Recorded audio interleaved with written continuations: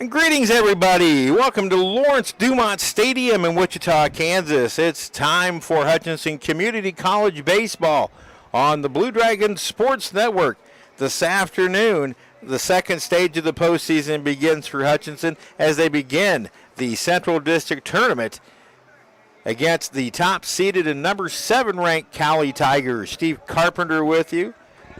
Austin Engler and Sebastian Lucas running the controls today.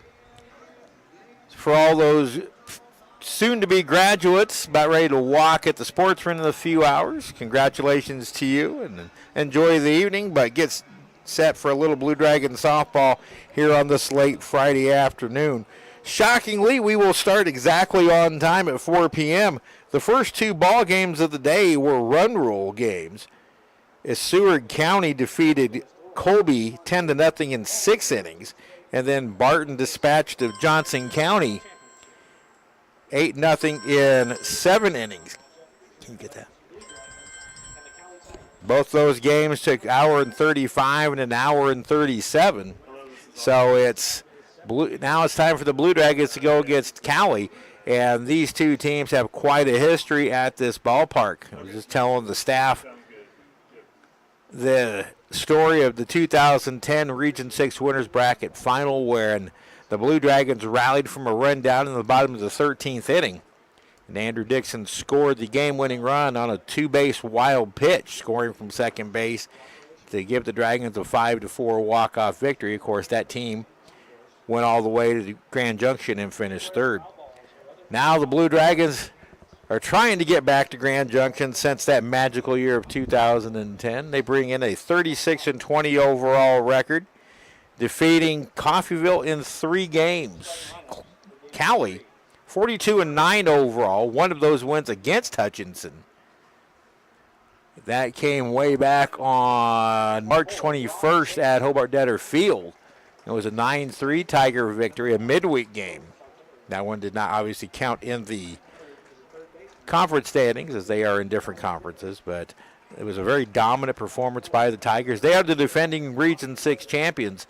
They finished third at the JUCO World Series last year in Grand Junction and were in that third place or the semifinal game right up until the 9th inning. So now the Tigers look to repeat. The Dragons look to regain a spot in the field of 10 for Grand Junction. But in order to do so, you need to get past Cowley. Every team since 1994, when Cowley didn't win the Region 6 tournament, every team has had to defeat Cowley at least once to get there. And in Hutchinson's 2 cases, that is the truth as well. In 2010, the Dragons had to defeat Cowley in the losers bracket final. That's the infamous Andy Dirks game. And then the aforementioned game in 2010. We're going to take a 1-minute break.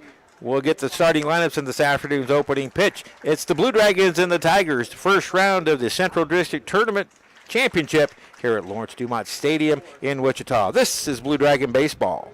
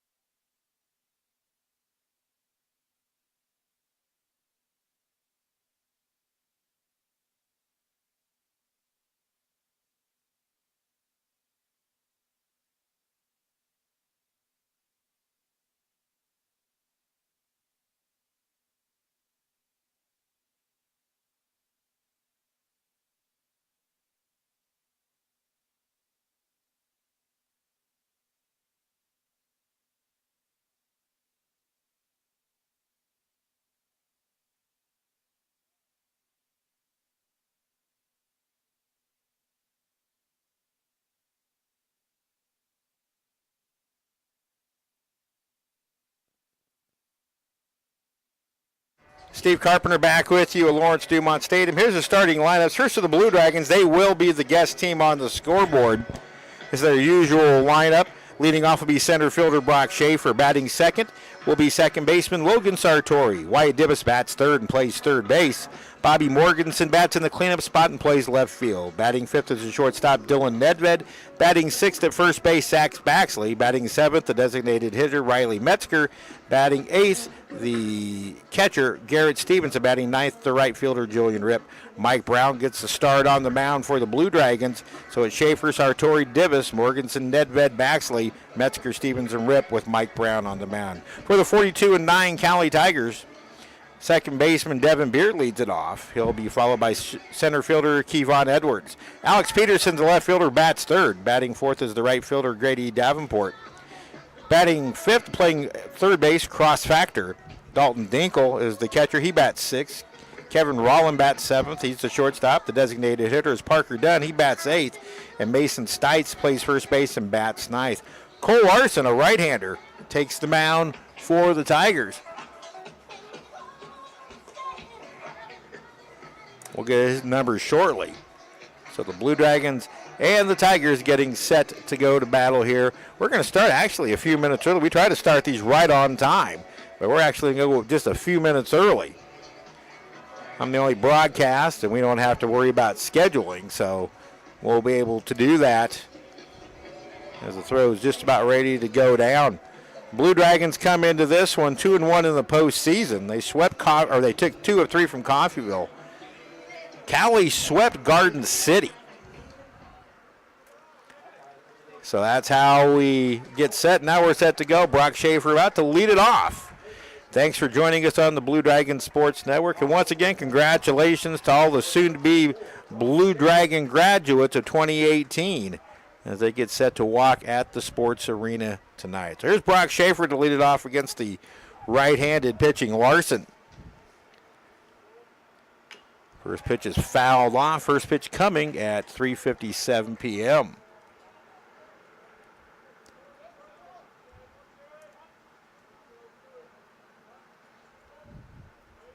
The 0-1, Schaefer hits a ground ball to the second baseman, Beard, and he'll throw over to first in time, one away.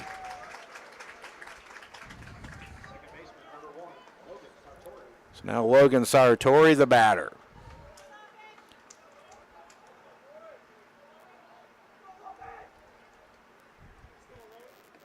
Sartori fourth on the team with a .345 average, 9 home runs, 52 RBIs. And it's a strike from Larson. Larson did not face the Dragons in that midweek game back in mid-March.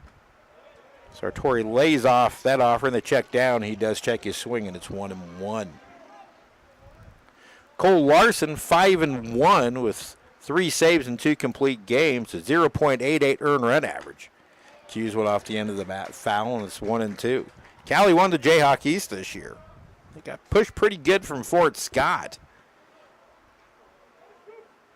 Fort Scott finished second, their highest league finish in quite some time. But Cowley outlasted him. The pitch Sartori is a slider low and away, and it's 2-2. Larson, 51 innings pitched, 26 hits allowed, only 6 runs, 5 earned, 63 strikeouts to 10 walks. That's pretty impressive pitching. The pitch in the dirt. We do have the speed gun working on the Lawrence-Dumont scoreboard. That will be interesting to see where the pitcher's speed range is. The pitch was 83 in the dirt. Now the payoff to Sartori. It's fouled out of play to the right and stays 3 balls and 2 strikes to the Dragon second baseman. Sartori in 3 postseason games is 5 for 12, a double and an RBI. He's walked once, been hit once. Payoff pitch, grounded up the middle. The shortstop, Rollin gets to it, pours it across in time, 2 away. How important is it to win this first game if you want to win a Region 6 championship? Only once has a team lost the first day and come all the way back through. That would be the Cowley Tigers. Usually the deepest pitching staff in the region. Here's third baseman, sophomore Wyatt Divis. Divis didn't see a whole lot of action in terms of hitting. Takes a strike. He was walked 4 times against Coffeyville. Still 3 for 10, a couple of doubles and 1 RBI.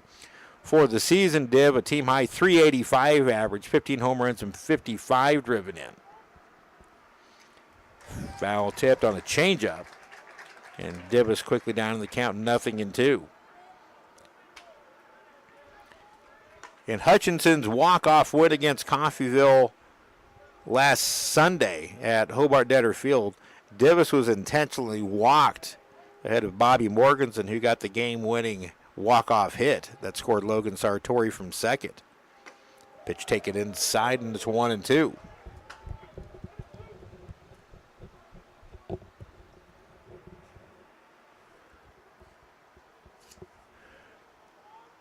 Divis did not play in that game against Cowley at Hobart Detter. That's when sprayed foul. Div missed a few games because of injury.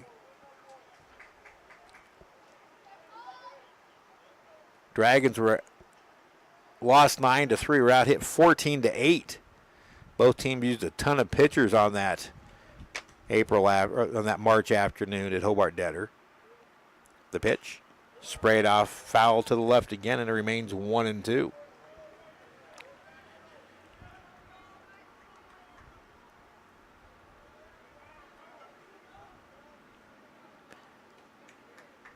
Cowley coach Dave Burrows finally going into the Hall of Fame this year. That's an honor well overdue.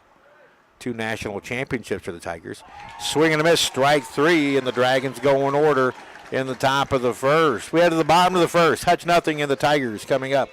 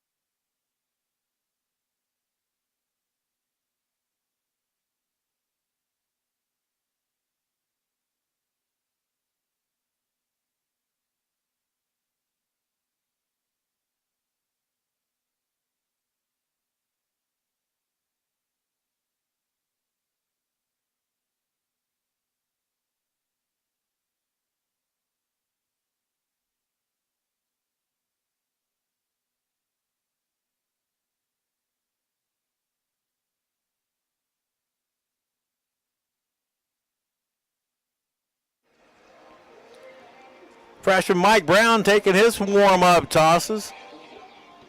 Brown, a 6'2", 165-pound freshman from Omaha, Nebraska. He leads the team, or is second on the team, with 5 wins, 5-3 overall, making his 14th start. 4.48 ERA. He has 3 complete games, including 1 shutout. Brown has a team-high 66 in the third innings pitched, 59 hits allowed, 37 runs, 33 earned. He has struck out 58 and walked just 10. Opponents hitting .232 against. He took the loss in the opening round series opener against Coffeyville last week. Blue Dragons dropping that game 6-1. Right now, Brown, 2 consecutive losses in 2 straight decisions after going on that wonderful tear through the latter stages of March and most of April. In fact, all of April.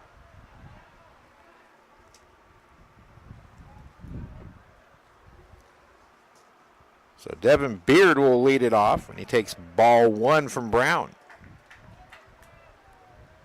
Devin Beard hitting .392, 5 home runs, 45 driven in. And 1 sprayed foul off to the right. Devin Beard was 0 for 2 in the 9-3 Cowley win on March 21st at Hobart Detter Field.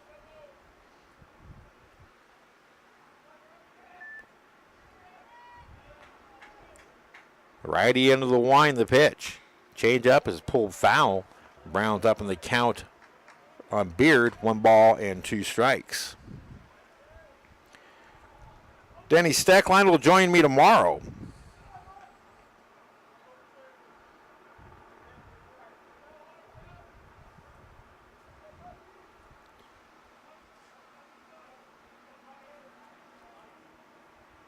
Swing and a miss, strike 3. That's a great changeup from Brown, and there's 1 away.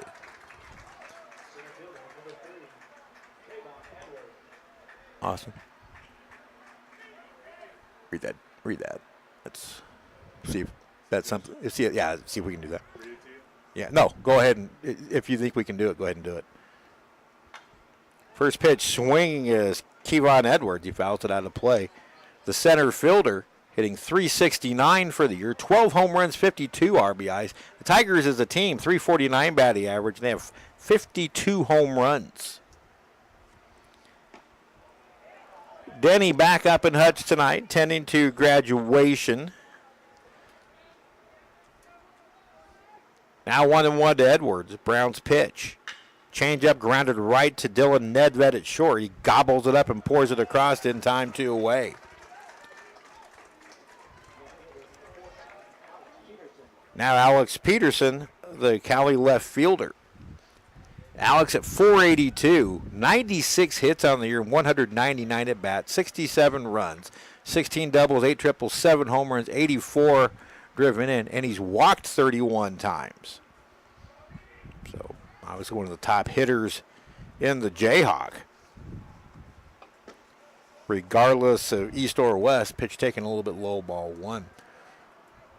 Brown's trying to get back on the schneid. He had a 5-game stretch where he was absolutely marvelous. That fastball catches the outside corner for a strike, and it's 1-1. Brown going into the Seward County Series the last weekend of April at Brent Gould Field in Liberal was sporting a 5-1 record and a 3.56 ERA. Strike called, and it's 1-2. Over his last 2 starts, Brown's ERA has got up almost a full run to 4.48. He's given up 11 earned runs in 10 2/3 innings pitched, his last 10 2/3. That pitch in the dirt, and it's 2-2. Brown took charge of the weekend rotation when, after a big, bad first inning against Butler on March 17th, through 6 shutout innings. There's a changeup, swung on and missed. And it's a 1-2-3 Tiger first inning with a pair of strikeouts for Mike Brown. On to the second at Lawrence-Dumont. There's no score.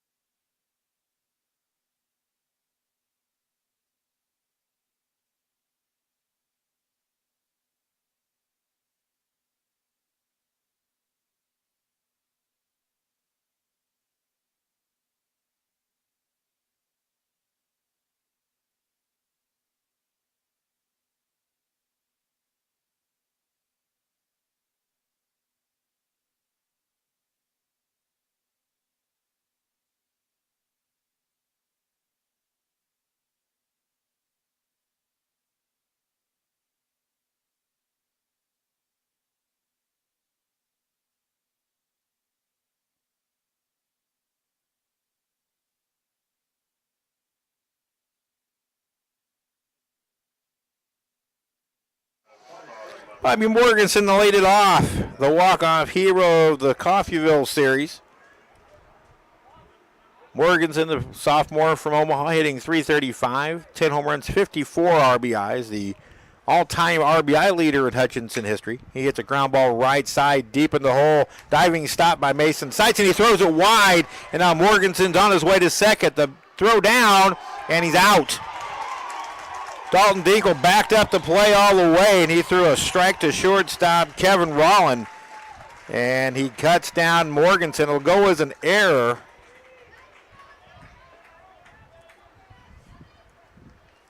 And then a 4-2-6 put out at second base. And that'll bring up Dylan Nedved.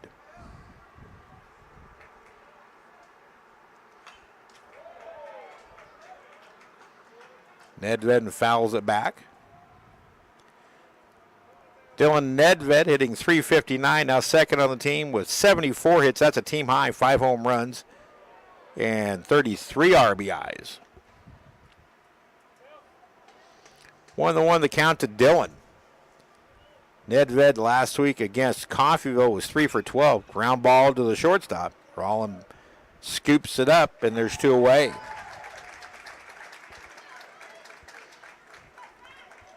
Two away for first baseman Zach Baxley. Bax playing in his hometown of Wichita. Baxley now third on the team with a .348 batting average, 49 hits, 6 home runs, 36 RBIs. Zach was 4 for 9 with a couple of doubles last week against Coffeyville. He takes ball 1 from Larson.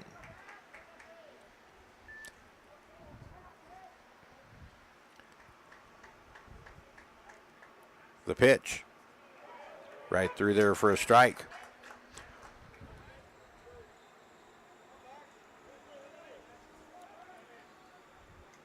Artificial turf all the way around. Ground ball to short. And it's under the glove of shortstop Kevin Rowland. To be the second error of the inning on the Tigers.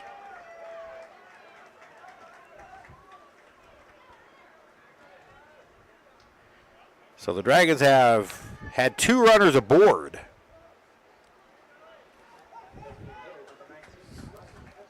And now Riley Metzger steps in, hoping to do a little 2-out damage with the gift. Riley hitting .286 for the year. 5 home runs, 24 RBIs. Filled on that offering, couldn't hold up, and it's a swinging strike.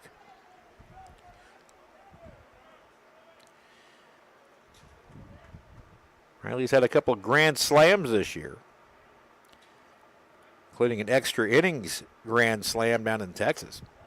Off-speed offering from Larson, swung through a miss, and it's 0-2. On behalf of the Blue Dragon Athletic Department, I'd like to thank all the golfers who came out today for the annual Blue Dragon Golf Tournament at Cary Park. 32 teams. Sound like a lot of fun. Swing and a miss, and the inning is over. So thanks to all the golfers for coming out and helping Blue Dragon Athletics. Dragons can't do anything with a pair of Cowley errors.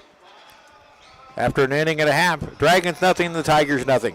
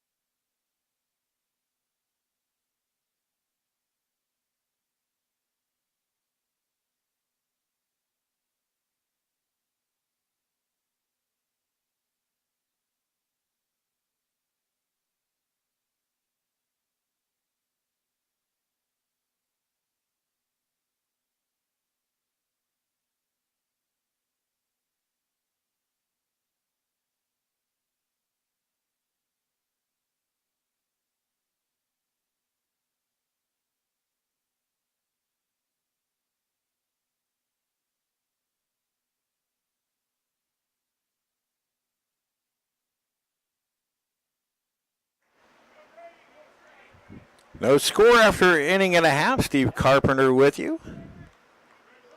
Blue Dragons trying to win their second straight Region 6 tournament opener. Last year they opened with a 7-1 win over Kansas City before finishing 2-2. And it's strike 1 from Mike Brown to Grady Davenport, the cleanup hitter and right fielder for Cowley. Little cue shot off the end of it, slowly hit to first. Baxley will flip to Brown covering, and there's one away.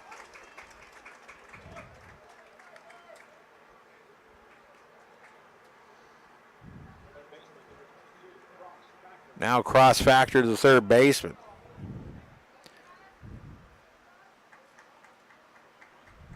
Factor hitting .374, 9 home runs and 60 RBIs. Cowley is 51 games, has scored 495 runs. That's almost 10 runs per game. Cowley always a gifted offensive team. The pitch taken a little bit inside for ball one to Factor.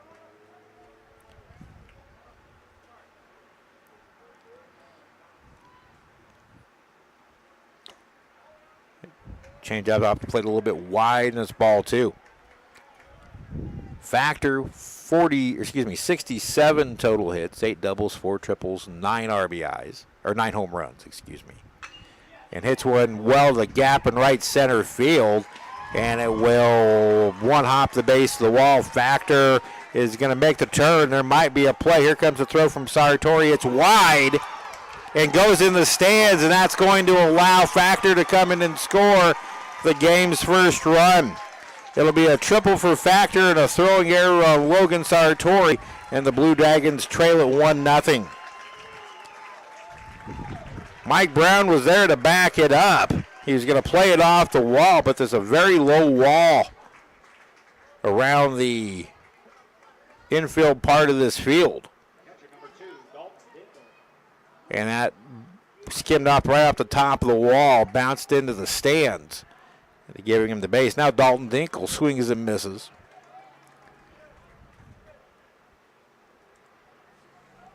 So 1-0 Cowley.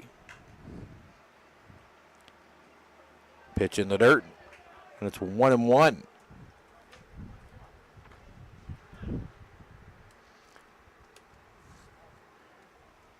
Dragons have had their defensive woes. That is error number 114. The team fielding only 940. Hard hit ball left side past to Dylan Nedved.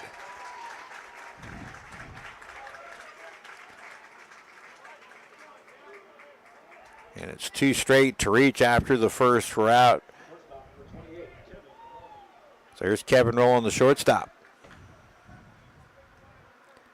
Rowland, a .314 hitter with 38 hits, 5 home runs, 28 RBIs. That was Cross Factor's 5th triple of the year. Very big outfield here at Lawrence-Dumont Stadium. Asymmetrical ballpark. Ground ball left side. Divis dives. Goes to second for the force, and that'll be the only play. Nice play by Div, diving to his left. And with the momentum going towards second, he got the lead runner in Dinkle. Now 2 away for the designated hitter. Parker Dunn. Dunn hitting .272 as time is called at the plate. 2 home runs, 23 RBIs. .315 right down the right field line, .330 down the left field line. And there's a well that dips off to .385 in those little wells. 400 to dead center. High chopper up the middle. Nedved gets to it. The throw is wide.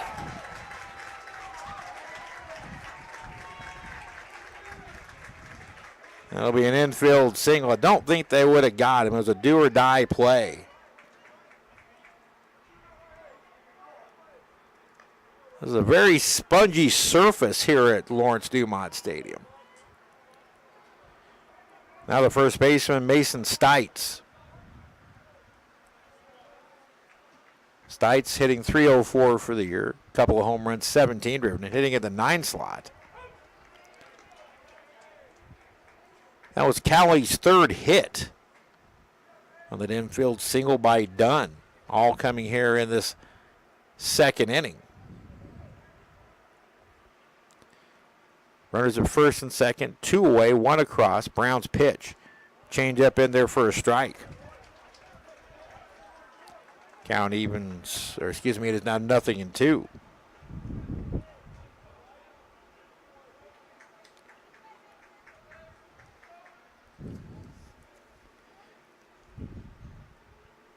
Ground ball into left field for a hit. They will wave Rowland. Here comes the throw from Morganson. It's cut off, and Cowley leads it 2-0. So the 9-hole hitter, Stites, gets one through the left side. And it is 2-0. Both runs now earned.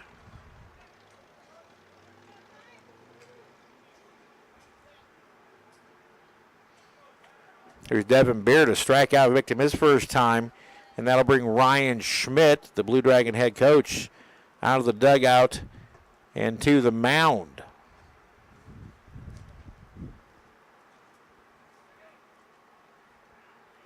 The Blue Dragons they got up to a slow start against Coffeyville. That was concerning. They battled back in game 2 and dominated game 2 to tie the series with the Ravens last week at Hobart Detterfield.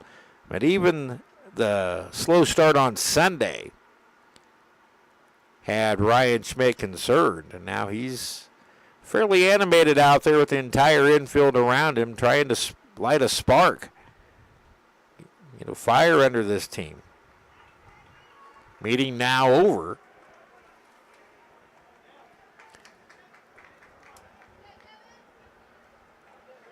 And Devin Beard will be the batter.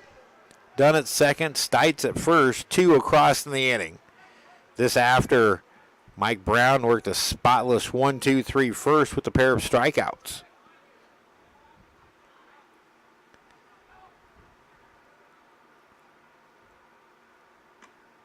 Pitch taken inside, ball 1. Of course, many of you know this will be the final year of the Region 6 tournament here at Lawrence-Dumont.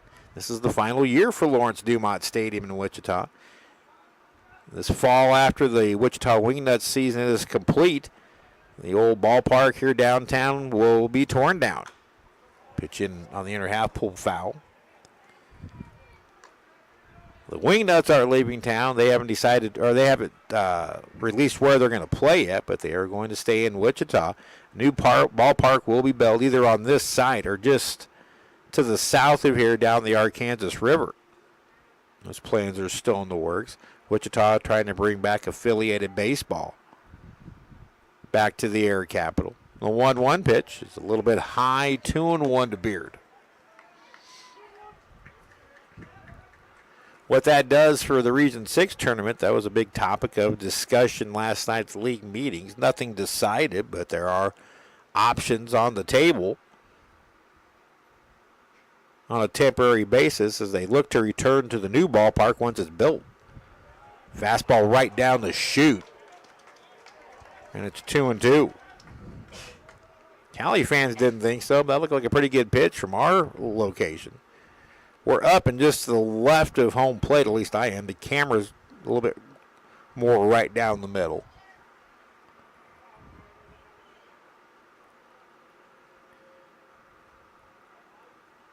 Brown comes set. Now the 2-2. Changeup is yanked foul. The Blue Dragons have won 2 Region 6 championships in this historical ballpark, 2005 and 2010.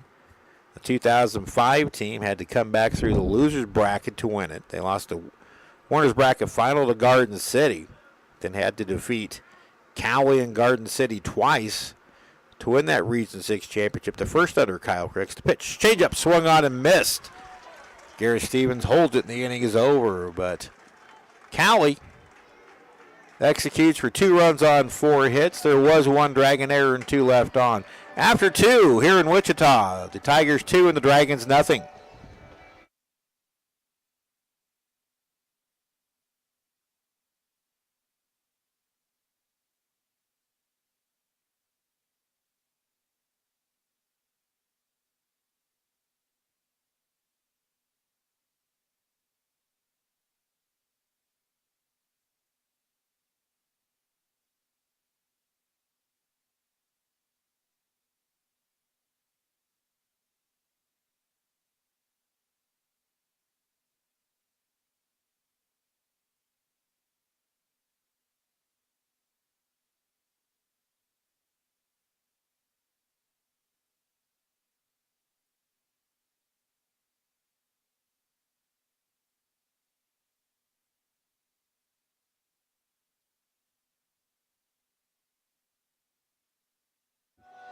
The 8-9-1 batters will try to get something started for Hutchinson against Cole Larson,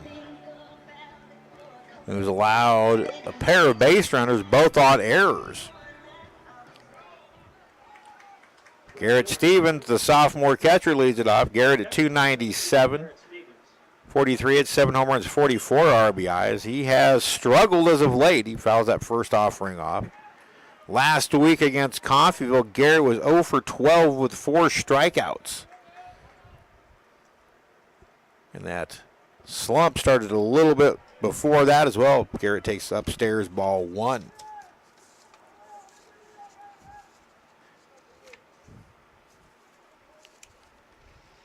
Larson's pitch, big sweeping curveball, swung through and missed. And it's 1-2. Garrett right now is 3 for his last 9, 13, 16, 20. 3 for his last 28. Tries to take a shot to right. It rattles around in the hardball cafe down the right field line.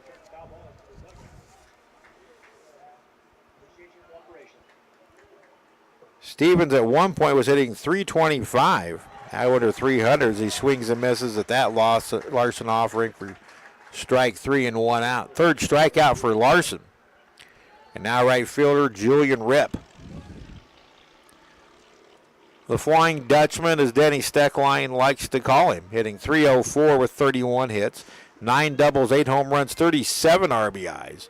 Ripp was 1 for 9 against Cobb. Drops a bunt down the third base line, but it'll go foul. There is a pronounced crown on this Lawrence-Dumont Stadium infield. Not as much as the old infield used to be. This infield was put in 2011. Lawrence-Dumont, if you remember, used to be the old AstroTurf infield natural grass outfield with dirt at all 3 pit positions, home plate and on the mound. Now the only true dirt on the field is the pitcher's mound. Swinging a miss by Ripp, and it's 0-2. And right now, Cole Larson looks on his game. The wind in the 0-2. Little check swing pop-up. Drifting back a few steps is Mason's Devin Beard to make the catch, and there's 2 away. Now it's back to the top of the order and Brock Schaefer. Dragons still looking for their first hit. Schaefer rolled to the second baseman his first time up. And takes the low ball 1 from Larson.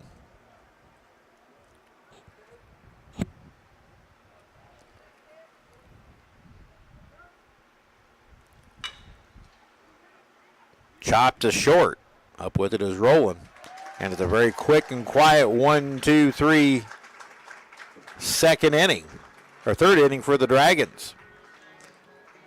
3 up and 3 down. Dragons are still looking for their first hit through their first 3 at-bats. We go to the bottom of the third at Lawrence-Dumont Stadium.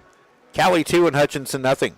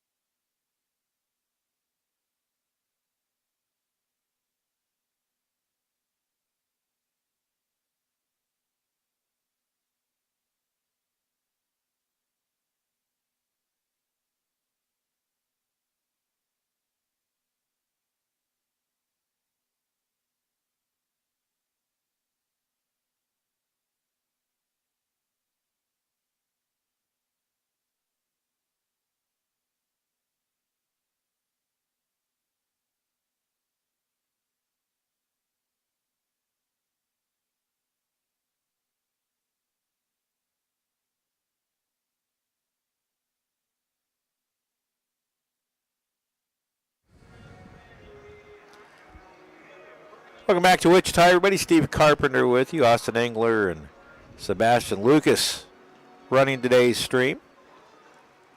Many thanks to them for not only today, but for their hard work all season long. Dragons trail at 2-0. Bottom of the third, Tigers hitting. It's 2, 3, and 4 against Mike Brown in the third, who needs to reestablish himself. Kevon Edwards grounded out to shortstop Dylan Nedved his first time up. And takes ball 1 to start the bottom of the third.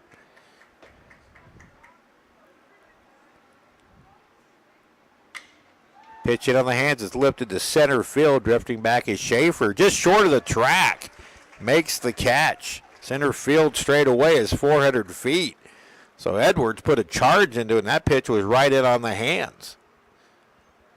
He's 0 for 2, and that brings up the left fielder, Alex Peterson. Peterson, a strikeout victim his first time up. Now through 2 1/3 innings. Browns allowed 4 hits, 2 earned runs, 3 strikeouts, no walks. There's a swing and a miss by Peterson, and it's 0-1. Brown's season high for strikeouts is 10. It came against Pratt, chopped foul on the left side, and it's 0-2. The one thing the Blue Dragons don't have this year in terms of pitcher is that real solid number 1 lockdown. That's not a slight against any of the other pitchers. The Dragons are 16 games over 500 for obvious reasons, pitching part of it. Pitch taken upstairs, 1 and 2.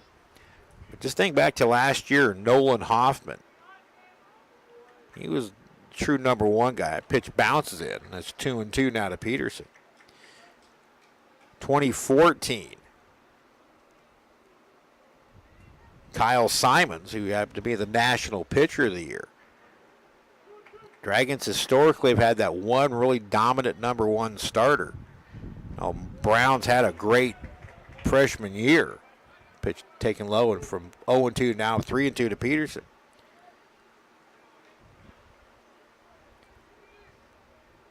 Dragons just haven't had that one power arm pitcher in the rotation. Swing and a miss, strike 3. That's strikeout number 4 for Brown. Peterson now has gone down 2 in a row, or twice in a row on strikes. That'll bring up the right fielder, Grady Davenport. Davenport grounded out to first baseman Zach Baxley with Brown covering. Then things kind of went south for Brown for the remainder of that second inning. Strike called outer half.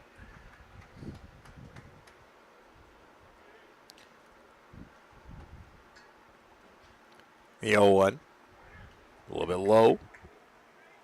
Now 1-1 to Davenport. In case you missed the scores earlier, first game of the day, a 6-inning run rule victory for Seward County, who's all of a sudden become the hottest team in the West. A little bit low, 2-1. Seward County run ruled Colby 10-0 in 6 innings. Barton run ruled Johnson County 8-0 in 7 innings. 3-1 out of Davenport. Those two teams, Seward County and Barton, will meet in the first winners bracket semifinal tomorrow at 4. Colby and Johnson County meet in an elimination game at 10. There's a strike. The winner of this game gets the winner of the 7 o'clock Neosho County KCK game at 7. The losers of this game and the next game play at 1 in the elimination game. Ball 4, a little bit low. So it's a 2-out walk to Davenport. I'll bring up cross factor. First walk issued by Brown. Brown with a almost 6-1 strikeout to walk ratio this year. This is the 11th walk issued by Brown.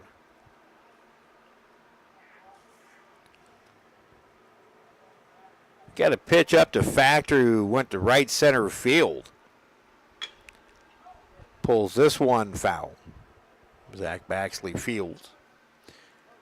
Factor drove one to the gap in right center field. And then the throw from Logan Sartori skipped off the top of the wall and into the stands, and that allowed Factor to be given the final 90 feet free and give Cowley a 1-0 lead. Tigers now lead at 2-0. Brown goes to first. Back in safely is Davenport. Hutch trying to get back to Grand Junction for the first time since 2010. Hard hit ball to the right side. Logan Sartori to his left, fields and throws, and the inning is over. So Brown works around the 2-out walk. No runs, no hits, one left. We're through 3 here at Lawrence-Dumont Stadium. Cowley 2 and Hutchinson nothing.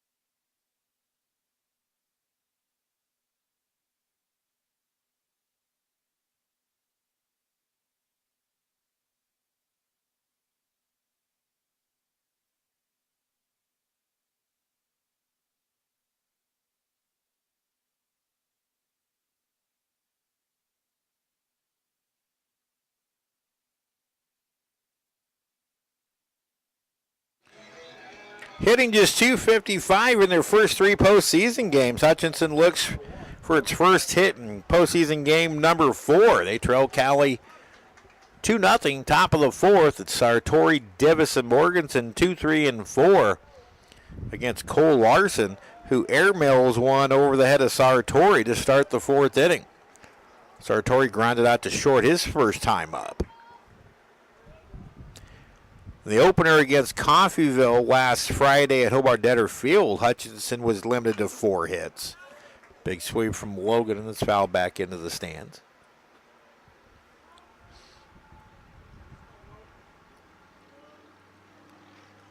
Just 3 of the 12 teams, technically 4 of the 12 teams, the Blue Dragons offer for intercollegiate athletic sports still going. 2-1 is Sartori. Men's and women's track teams will compete at the national championships next Thursday, Friday, and Saturday at BG Products Stadium in El Dorado. The 2-1. Off speed for a strike. Change up at 78 from Larson, and it's 2-2 to Sartori. Golf will be at the Rawls course starting Tuesday for the national championships. Ground ball right to the shortstop, Kevin Rowland. And Sartori's retired, 1 away.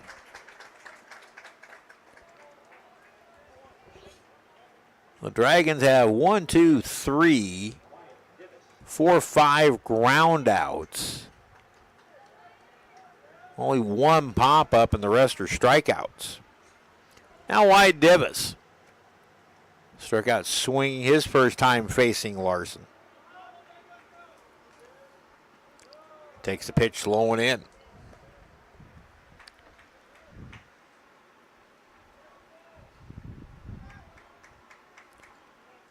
Div now top 5 home runs with 24. Fouled off to the left, and it's 1-1.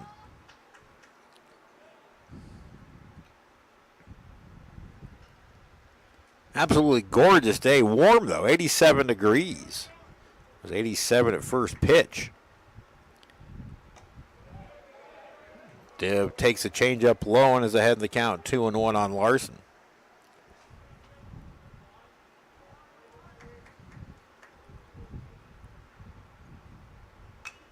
Good cut from Div, foul back.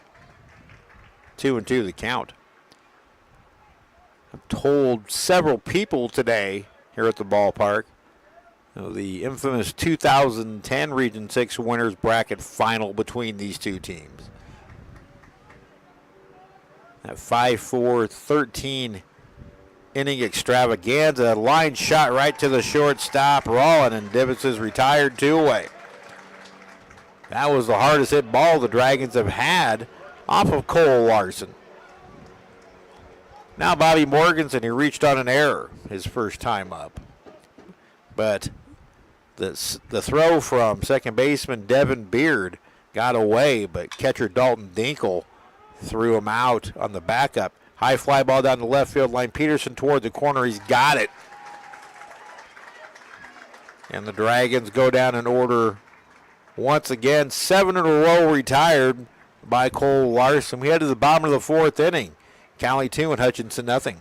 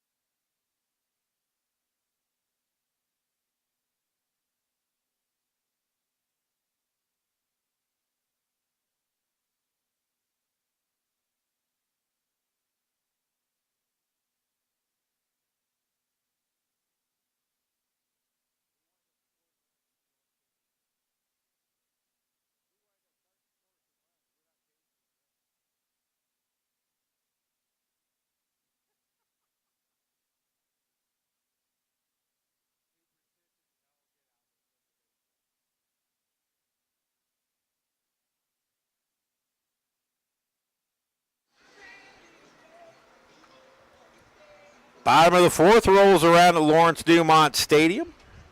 Cowley coming up, leading Hutchinson 2-0.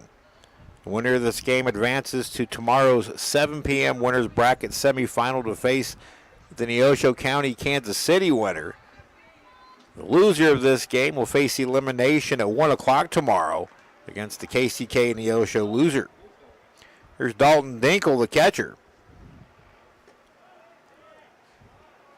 Pitch taken inside, ball 1. Dinkle with a single his last time up.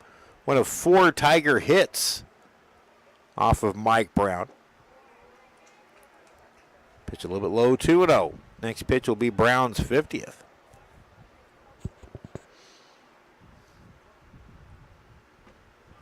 And there for a strike. Of course, Mike Brown figures very much in the 2019 plans for the Blue Dragons. A bona fide weekend starter. Change up in there for a strike. Nice pitch. Buckled the knees of Dinkle, and it's 2-2.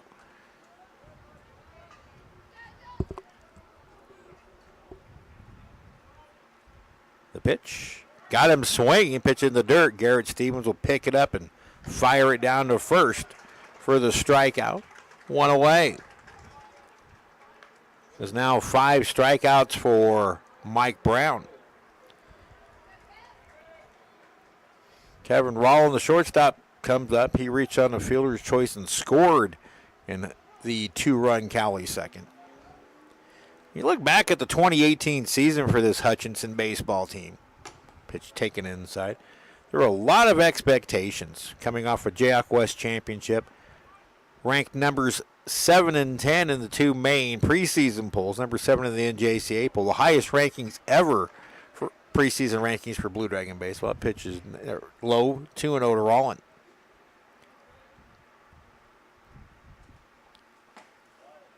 Here's a strike. There was a lot that Ryan Schmidt and the coaching staff had to rebuild this year, including a once-in-a-lifetime infield. There's a shot. It'll bloop into right center field for a base hit. Rollin thought about it, but put the brakes on as Julian Ripp gets to it. So a jam shot single for Rollin, the 5th of the game for Cowley. Runner at first, 1 away for the designated hitter, Parker Dunn. Dunn singled his first time up. When you think about what Ryan Schmidt had to replace the entire infield against a once-in-a-lifetime infield. A National Player of the Year, a career home run leader, a shortstop who was drafted and is doing very well in the Tigers organization, and the glue of the team in Brady Hoover at first base. You also lose Nolan Hoffman. You lose Nolan Hackle in center field. Move over to first. Diving back in is done.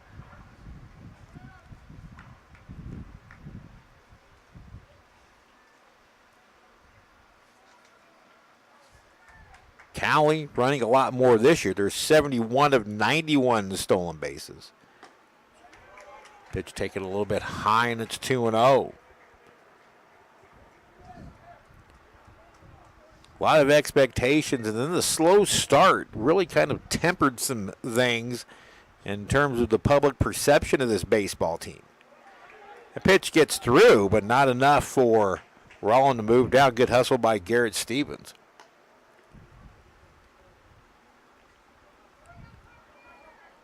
Through it all, the Dragons have produced a team batting average of .322, 500 runs in 56 games. Cripple pitch is right through there for a strike. 3-1 to Dunn, who was taking all the way. Hutchinson scored 20 or more runs in 4 games this year, including a single game record 28 against North Iowa area. They also gave up a single game record 24 against Nyack. That pitch is low. A 1-out walk, and the Tigers have something brewing here in the 4th. Runners at first and second, and 1 away for 9-hole hitter Mason Stites, who had an RBI single his first time. Stites driving in his 18th run of the year.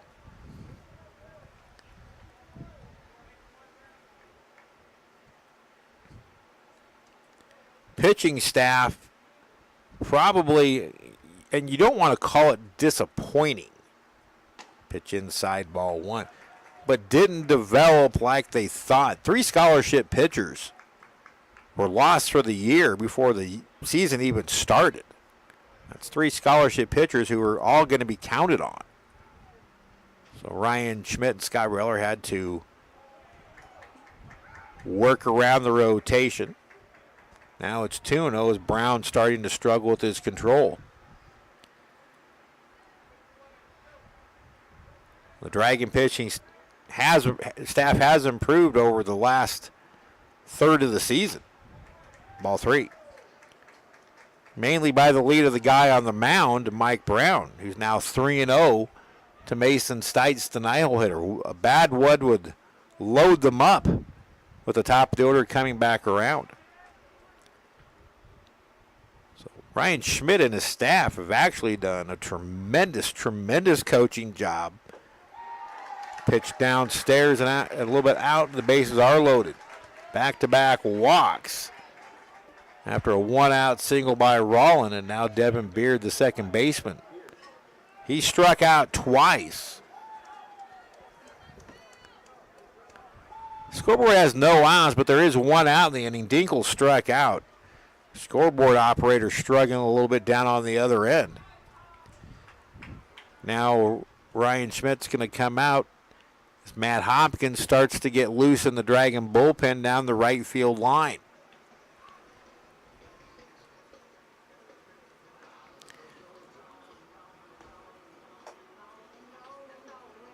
So this Blue Dragon team really hasn't fired on all 8 cylinders at any one point in this season. And yet 16 games over 500.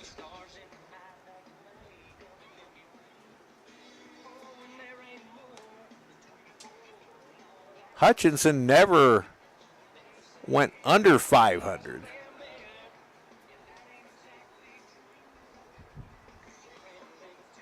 They were 7-7 after a 5-2 loss to Seminole State on March 6th. Take that back. They were under 500 when Eric Sabrowski threw a 3-hit shutout and struck out 18 against the Dragons when Cloud County defeated Hutchinson 3-0. Again, that was on March 8th, and the Dragons took the final 3 games of that series and slowly started to improve to the current 36-20 record.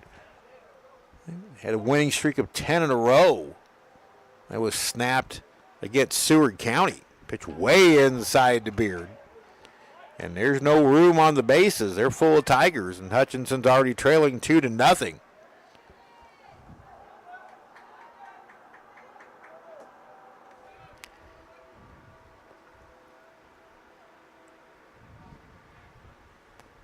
The pitch. Low 2-0. And right now, Mike's not really close to the zone. Matt Hopkins starting to crank it up out in the right field fast to get loose.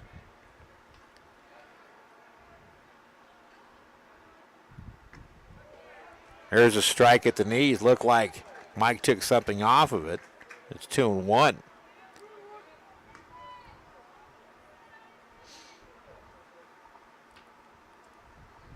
From a confident standpoint, Mike Brown works out of this. We can get a ground ball and get out of this. Here's the pitch. Slider misses outside, 3-1. So the margin for error is now 0 to Beard. A bad one will force in a run. Working out of the windup with the bases loaded. Here's the 3-1 pitch. That's a line to left center field and down for a hit. Rollins scores. Dunn being waved. He will scores. The ball goes all the way to the wall and kicks away from net. From Brock Schaefer headed to third is Baird. It's a bases clearing triple, and Cowley leads it 5-0. So the 3-2 on a 3-1 pitch. Beard got one right over the plate, and it kicked away from Brock Schaefer.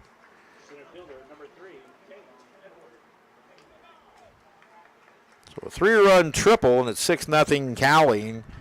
Here's Kayvon Edwards. So now the Dragons have a real uphill battle. Fly ball to right. This will be deep enough to score the run. Julian Ripp makes the catch. Beard tags and comes home and slides in, and Cowley leads it 6-0.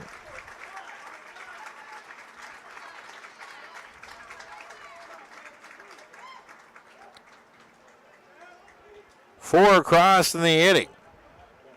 Now 2 out, bases empty.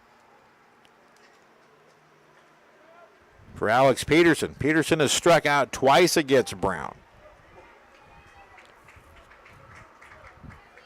6 runs, 6 hits, 2 errors for Cowley. Hutchinson with no runs, no hits, 1 error. Ground ball deep short. Nedved has it, sets his feet, throws, and the inning is over. But Cowley comes up with 4 runs on just 2 hits. There were 2 big walks and nobody left on. We've completed 4 here in Wichita. Our new score, Cowley 6 and Hutchinson 0.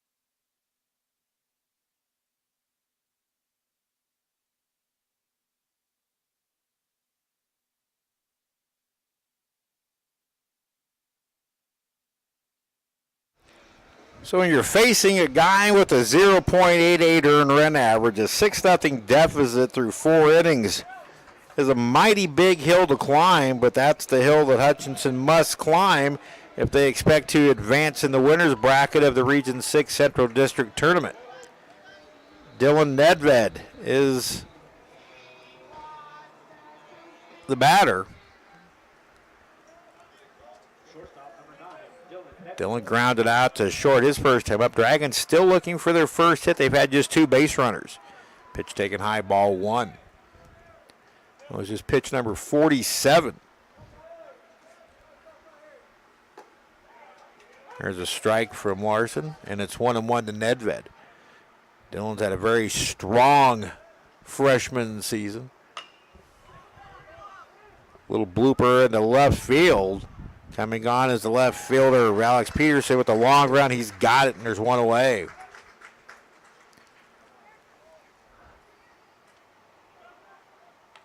Nedved has hit safely in 4 straight, 4 for 14. Now Zach Baxley, who's on a 4-game hitting streak of his own, 5 for his last 12 during that streak. First pitch swinging, he pops it up right at the plate. Who's going to take charge? It's the third baseman, Cross Factor, and there's 2 away. That is now 9 in a row retired by Cole Larson. Bobby Morganson reached on an error and was cut down trying to advance, and then Zach Baxley reached on an error, and he was stranded at first. Since then, Larson has owned the Blue Dragons. And it's ball 1 to Riley Metzger outside. Metzger struck out swinging his first time. Chopped foul at the plate, and it's 1-1.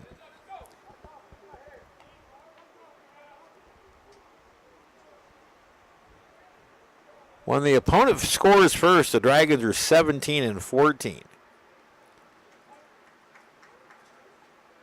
They've had one 7-run comeback this year. Slider from Larson, low to Metzger, and it's 1-1. That came down in Texas in that 9-inning, 9-7 comeback. Strike called to Metzger, and it's very quickly 2-2. 54 pitches, 38 strikes for Cole Larson, who's in cruise control right now. Jam shot, pulled foul. Metzger barely stays alive, and it's 2-2.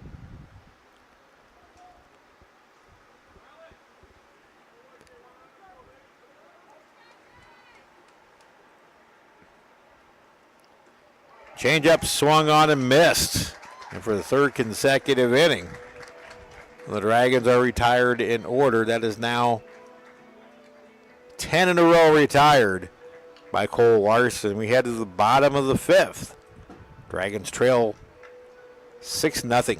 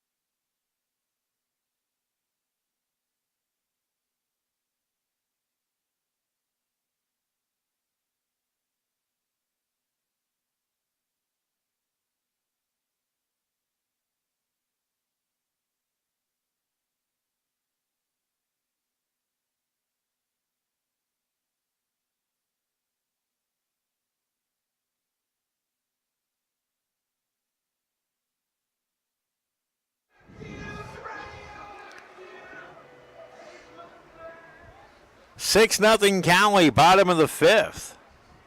If the Dragons, or if this score stays put, the Dragons will play 1 o'clock tomorrow in an elimination game. And if they somehow come back and win, they'll play tomorrow night at 7. Matt Brown back to the mound for Ryan Schmidt, and it's ball 1 to Grady Davenport. Davenport is grounded out and walked, nothing for 1. Cowley's out hit at 6-0. There's a high chopper to third. Divis fielded on a big up high throw, pulls Zach Baxley off the bag. It'll be a throwing error for Divis, Hutchinson's second error of the game. And now Cross Factor. A triple, a run scored, and a ground out. 1 for 2. You don't want to rub salt on anything, but the run rules are different here at the Region 6 tournament. They align with the World Series in Grand Junction. 10 after 5, 8 after 7. So if Cowley would happen to score 4 in this inning, the game would end. That would make it 3 straight run rule games in the opening round when the matchups look so enticingly good for 4 consecutive great baseball games today. Hadn't turned out that way so far. Change up, foul back. Man, Hopkins, I believe, again starts loosening. It is indeed Matt Hopkins, the right-hander. 1-1 the count to cross factor.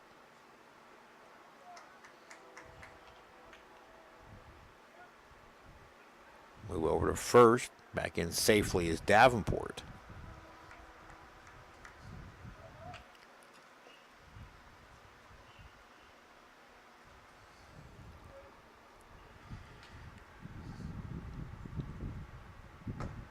Changeup drops in for a strike. 1-2 the count. Scoreboard's got 2-2. I don't think I missed a pitch.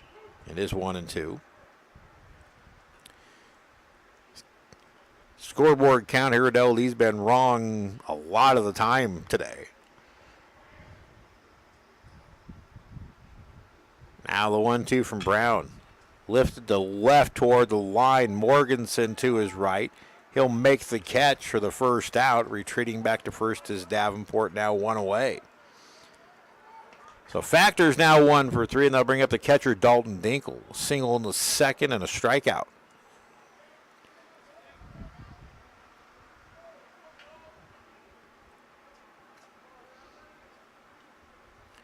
Over the years, the Jayhawk East has been a little more offensive-minded than the Jayhawk West.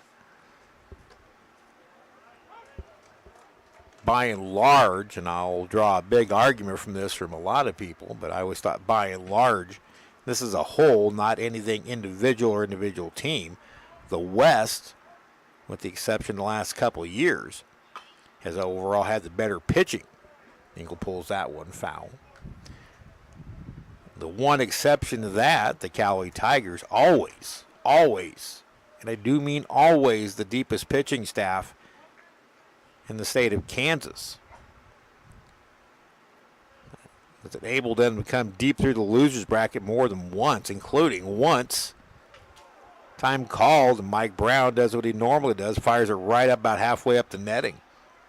Everybody goes ooh and ah, but really when you're into the motion, you don't want to stop and maybe injure yourself. It's just easy to airmail one up the backstop. You won't have anything go against you. Pitch hit him. Went right in on Dinkle on 0-2, and that is an ominous tone. Now 2 on, 1 out for Kevin Rollins, the shortstop. Rollins scored a pair of runs, reached on the fielder's choice, and then singled. In the fourth, he singled, and then was the first to score on Devin Beard's 3-run triple. Cowley's the only team to lose their first game and come all the way back to win since this tournament has been here in 2004. Pitch taken low and outside for a ball. This tournament has had many formats, but the current one, and that's been tweaked a few times. And is now back to the original, what you see now. I'll explain in a moment. The pitch. A strike called, and it's 1-1 to Rollins. When I first came to Hutch in 1995, the top 6 teams out of each Jayhawk East and Jayhawk West would play what they call a sub-regional tournament, double elimination. Then the 2 sub-regional winners meet in a best of 3 to go to Grand Junction. Change up for a strike from Brown, and it's now 1-2 to Rollins. Couple of years, and this would have been in 2002 and 2003. The final round was 4 teams as the 2 finalists from each side advanced to the next round. Pitch taken low, good stop by Garrett Stevens, and now it's 2-2 to Rollins. But in 2004, they changed the format to 8 best of 3 first round series.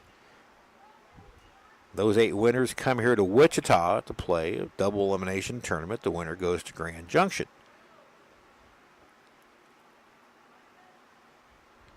The pitch. Pulled foul outside of third. It remains 2-2 to Kevin Rollins. In 2010, 11, and 12, the format was tweaked to 4 4-team sub-regionals. Then those 4 winners played a 4-team double elimination here. The pitch inside a changeup. There's a full count now to Rollins. 2013, Ryan Schmidt's first year. The current format was voted back in. We've gone this way ever since. The Dragons won one Region 6 title with both of the formats. Rollin fights that one off and fouls it off to the right. No chance for Zach Baxley, and it stays 3-2 to the Cowley shortstop. 2010 was the four-team sub-regional where the Dragons trailed nearly every game and found their way to a third-place finish in Grand Junction. Foul ball. Or did it hit? Nope, foul ball. Went off the knob of the bat. Rollin knew it.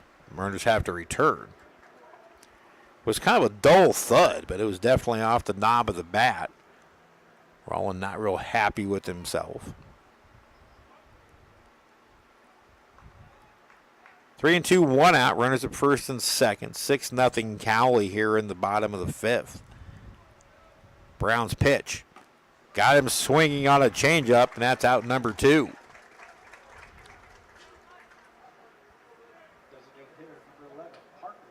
Now designated hitter Parker Dunn. On base twice, a single on the walk, 1 run scored. His hit was an infield single.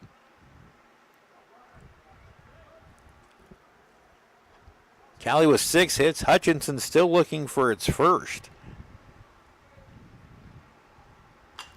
Sprayed foul off to the left.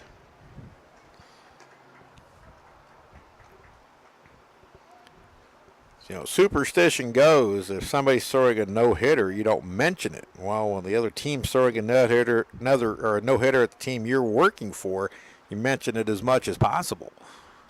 Pitch taken outside, and it's 1-1. Excuse me. Back in 2009, I'll never forget the day out in Liberal. Adam Roy for the Blue Dragons took a no-hitter into the 7th, and I was doing everything in my power not to say it. And Adam's dad texted me and said, well, just go ahead and say it. Well, he carried a no-hitter for 7 2/3. High chopper to first. Zach Baxley has it himself, takes it to the bag, and the Tigers are done in the 5th. No runs, no hits, 1 error, 2 left. We head to the 6th. Dragons need to get it going. They trail Cowley 6-0.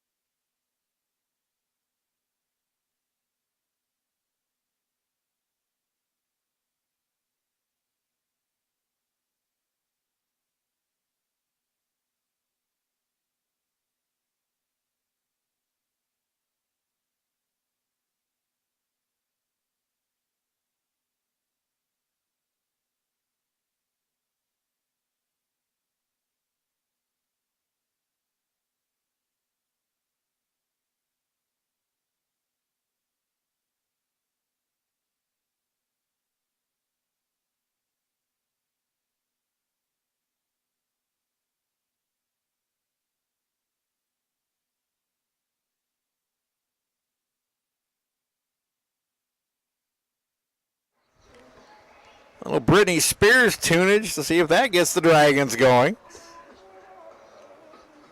You know, I think Ryan Schmidt would try anything to get Hutchinson's fairly potent offensive attack going again. Postseason has not been potent at all.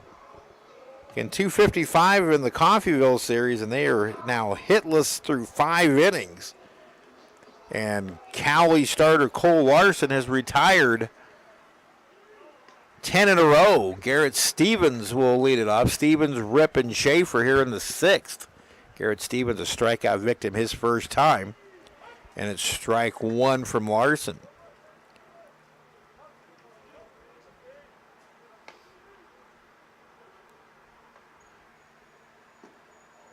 Change up, swung on and miss, and it's 0-2. Larson, 4 strikeouts, 56 pitches through 5 innings. And he's 0-2 on Garrett, who fouls that one off to stay alive.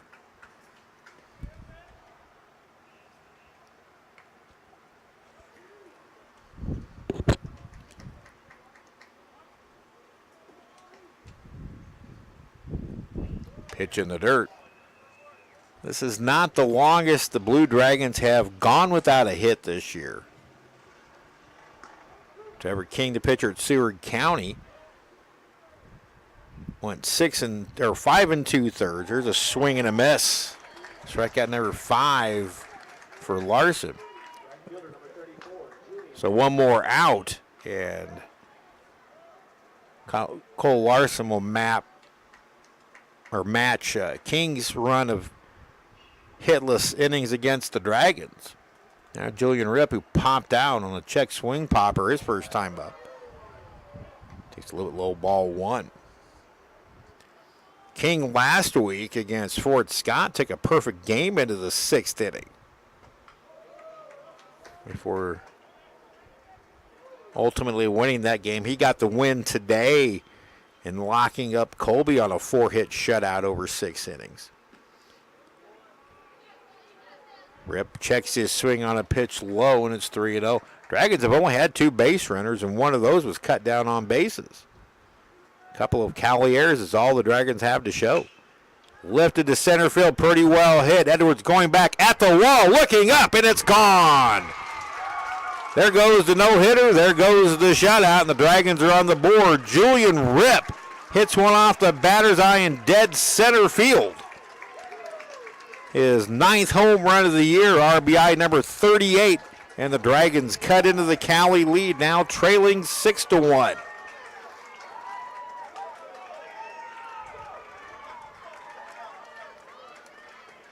Now Brock Schaefer, 3rd time around, so we don't have to stop worry about no-hitters anymore.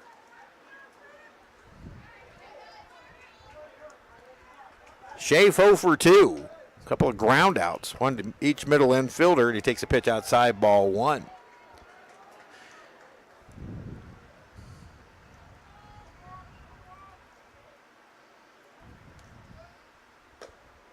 Here's a strike on the outside corner.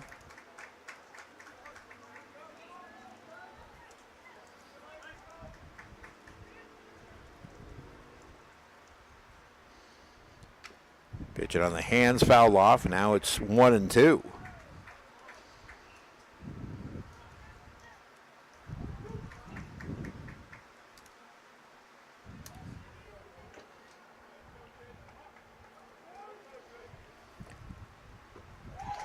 Shape goes down on strikes.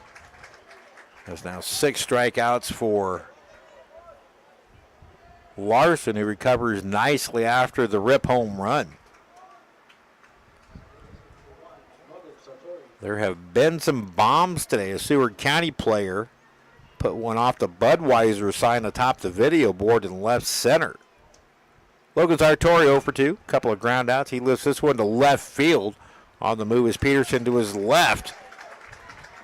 And the Dragons are done in the 6th. But they break up the no-no on the Julian Rip home run. 1 run, 1 hit, nobody left. To the bottom of the 6th we go. Dragons trail 6-1.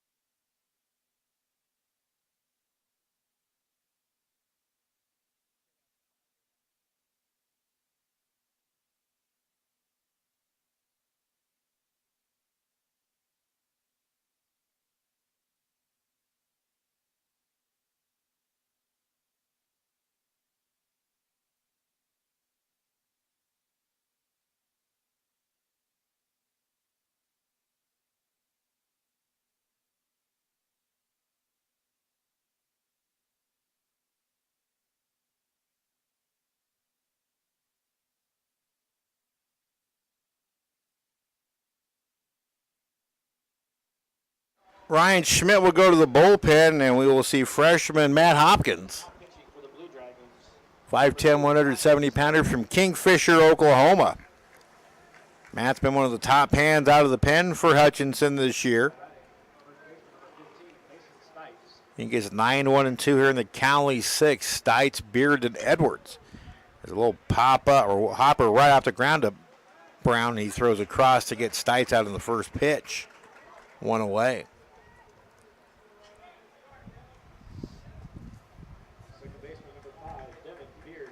Here's Devin Beard back to the top of the order. Beard 1 for 3, 2 strikeouts, and a 3-run triple and a run scored.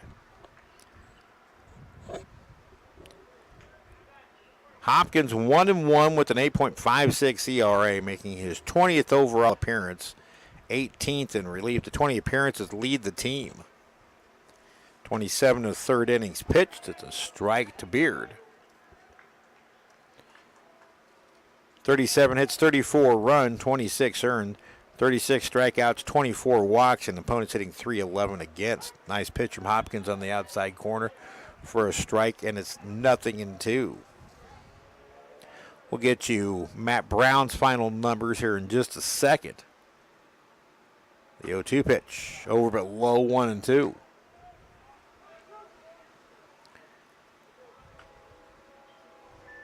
Well, this is the first game of the 3 today.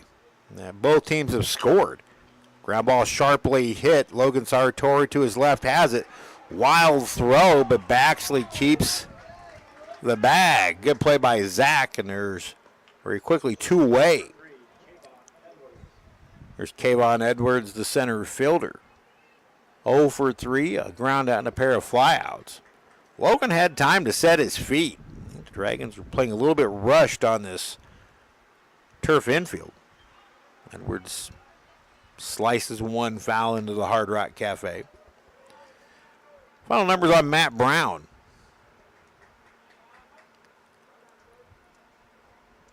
First the pitch. Back to the screen, and it's 1-1.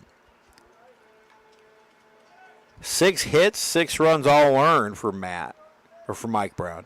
6 strikeouts, 3 walks. 2 of those walks scored in 92 pitches. Pitch just missed outside and is 2-1.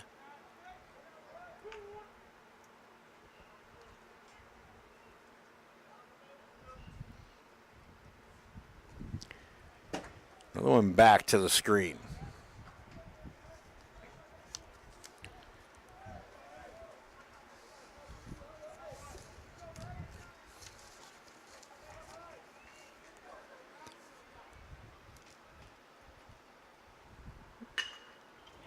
Hot shot up the middle.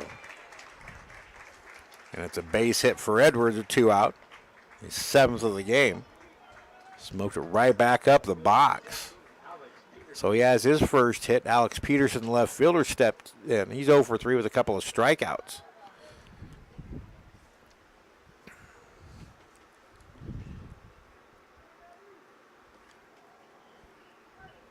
The last time that the Dragons have defeated Cowley here in Wichita was that 2010 winners bracket final. 5-4 in 13 innings. Pitch taken low for a ball.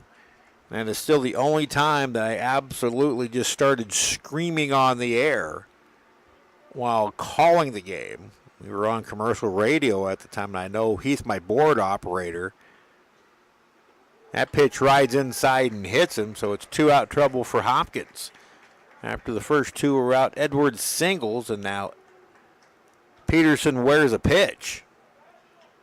2 on, 2 out for the right fielder, Grady Davenport. 0 for 3. On base twice via walk and error. Garrett Stevens will get with Matt Hopkins. Dragons trailed 4-3 heading into the bottom of the 13th on that May afternoon, a Sunday afternoon here in Wichita. Jamel Cervantes, who's the current Blue Dragon third base coach, threw a 9-pitch walk to start the inning. That pitch bounces off the helmet of Davenport and lands in the stands, and the bases are now loaded.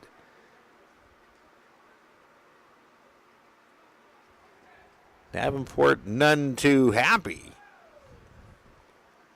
So that's 2 straight hit batters now for Matt Hopkins. Ryan Schmidt will head to the mound. Zach Philbin, the lefty, throwing in the Dragon pen. We're still in the stage of the game where it's got to be a 10-run rule, or 10 runs to invoke the run rule. Once you get past the 7th, it's only 8. Right now it's at 5, and the Tigers have them loaded with 2 outs, and Cross Factor expected to be will be the batter once we get back to action. So getting back to 2010, Hutchinson's last postseason win against Cowley. Davenport's going to stay in the game. That's good to see. Big hand for him. So after Cervantes drew a 9-pitch walk,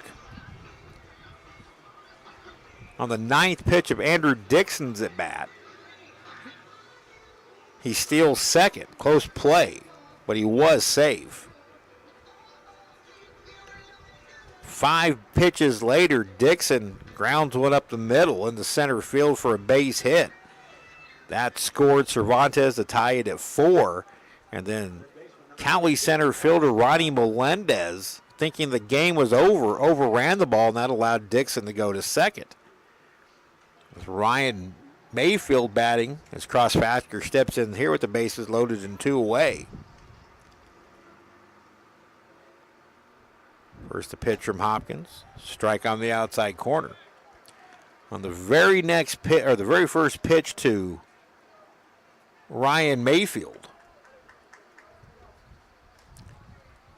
he squared the bunt, bunted through a pitch that was high, but the pitch got behind the catcher for Cowley, got stuck in the corner, and Andrew Dixon scores from second base on a wild pitch for a crazy walk-off 5-4 win.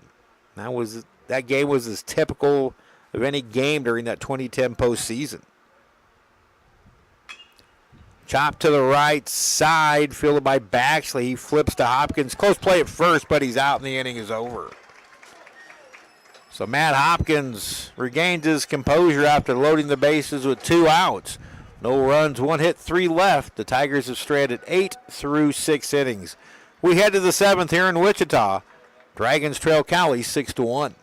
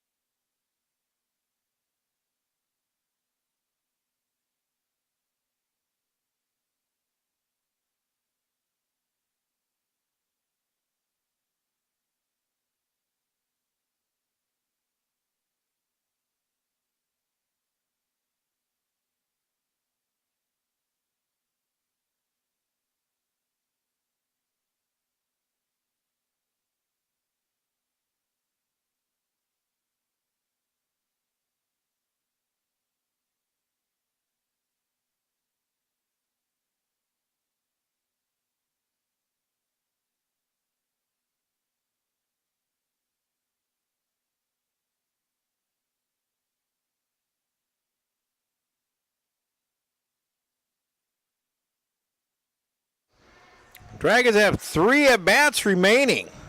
They got 1 back on the Julian Rip home run in the 6th.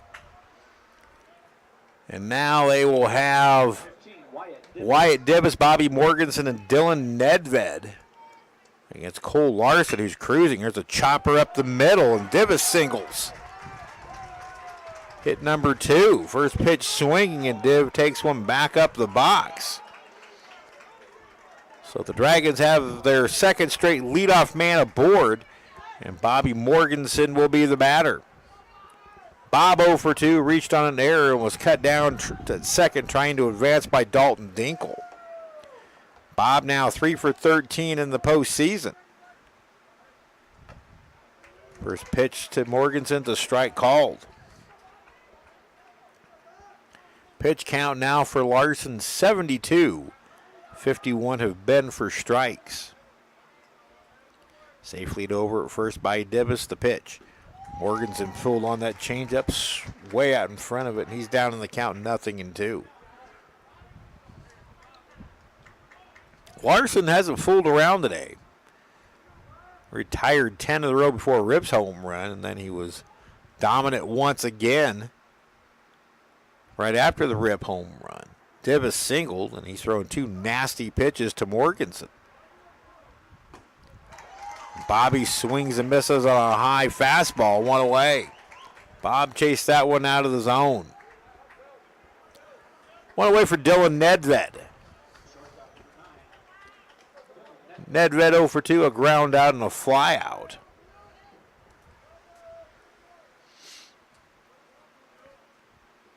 He takes a pitch low. Good stop by Dalton Dinkle.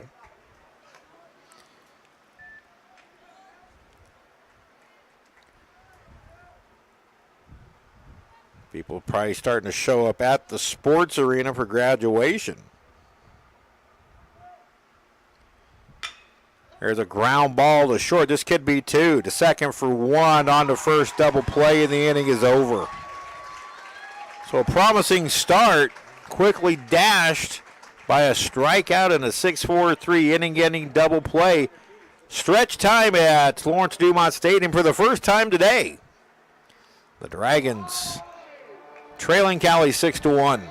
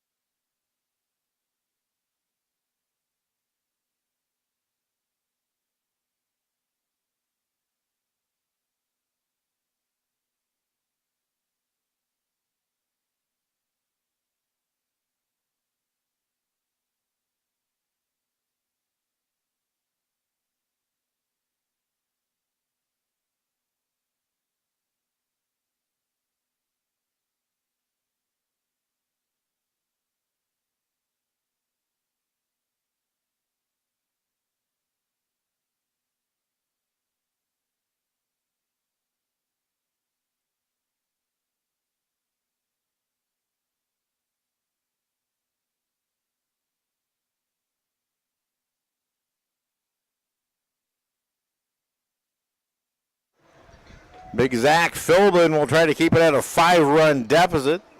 7th inning stretch time at Lawrence-Dumont Stadium. The first two games never got to the stretch. So this is the longest game in terms of innings. Zach Philbin, 6'3", 200-pound freshman lefty from Omaha. The only Dragon lefty out of the pen. And he sends first pitch to Dalton Dinkle, lifts one to right center field. And Brock Schaefer chases it down for out number 1. The number's on Zach Philbin. On for the 19th time, 18th in relief. 2-1 record with a 4.87 earned run average. 20 in the third innings pitched, 21 hits, 16 runs, 11 earned. He has struck out 12 but walked 17. And opponents hitting 263 against. And he's the only Dragon lefty out of the pen. Tapper foul. In fact, if memory serves correct, he's the only Dragon lefty on the pitching staff. Change up from Philbin for a strike. He's had a couple of rough outings this year, but he has primarily pitched very well overall. The pitch misses outside. 2-2 the count.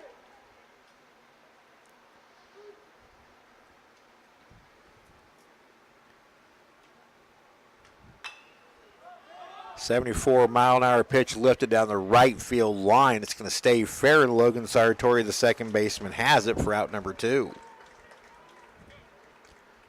2 up, 2 down for Parker Dunn, the designated hitter. 1 for 2, a single in the second, a walk and a run scored in the fourth.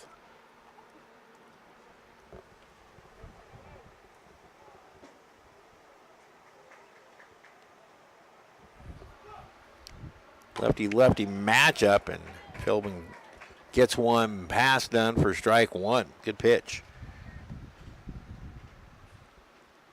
This game only 90 minutes old. Strike called. Actually, 93 minutes old. We were started 3 minutes early. The 0-2. Popped up, left side into foul territory. It's Wyatt Dibbs, and Zach Philbin works a very efficient 1-2-3 7th. We head to the 8th. Dragons down to their final 6 outs. They trail Cowley 6-1.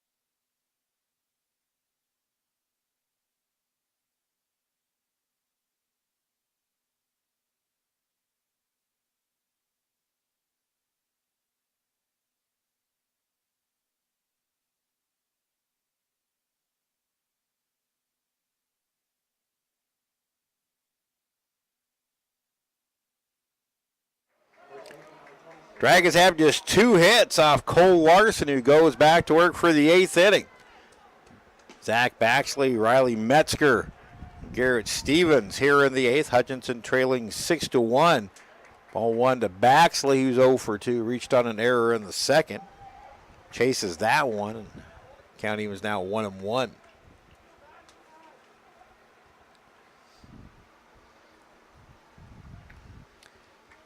There are just times you got to tip your hat to an opposing pitcher, and this is one of those times. Cole Larson has been dominating. Breaking pitch misses inside, 2-1. The only 2 hits allowed were a solo home run to lead off the 6th inning off the bat of Julian Ripp, and then Wyatt Dibbs led off the 7th with a single. And there's a shot toward the gap in right center field. It will one-hop the fence. Baxley headed for second. He'll pull in with a leadoff double. 2-bagger number 13 for the year. And the Dragons have their third straight leadoff man aboard.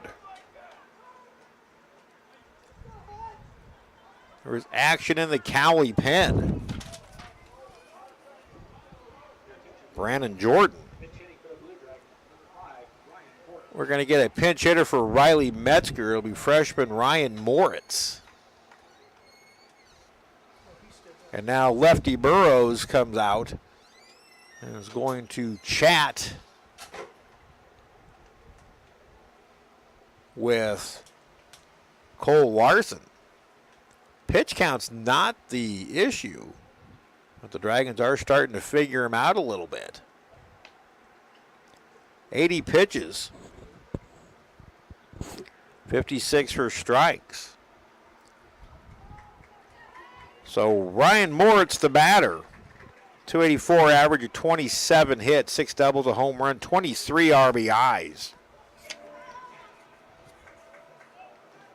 Moritz as a pinch hitter, 1 for 3. He will stay in the game to DH for Riley Metzger. So Baxley at second, nobody out to start the 8th. Dragons trailing by 5. Larson just misses outside, ball 1. Again, a right-hander, Brandon Jordan, throwing back of Larson in the Cowley pen. Good swing by Moritz, and he fouls it back. Count evens at 1-1.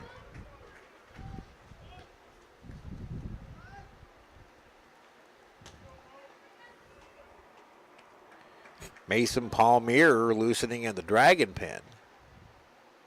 No, I take that back. Zach Moore.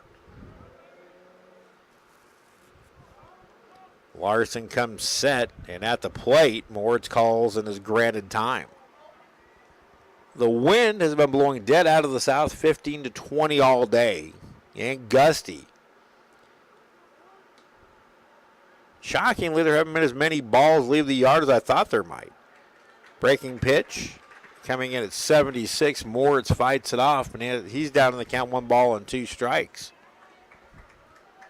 Larson is, when he's had a dragon out in front of an off-speed pitch, he's normally come right back with the same pitch. See what he does to Moritz on 1-2. This time it's a fastball, and Moritz swings and misses for the first out of the 8th inning. So the Dragons down to 5 precious outs. Garrett Stevens will be the batter. Garrett has struck out twice, now 0 for 14 in the postseason. And 3 for his last 30.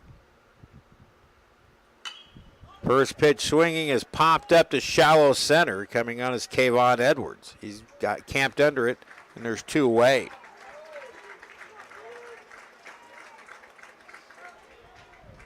So 2 away now for Julian Ripp. Last at bat hit his 9th home run of the year.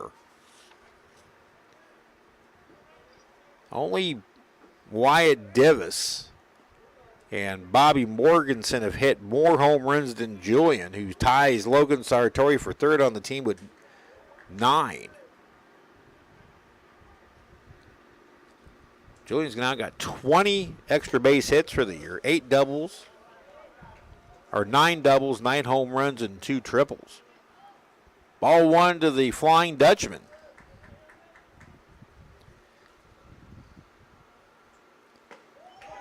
Change up in there for a strike at 78 miles per hour, and it's 1-1 to the Dragon right fielder.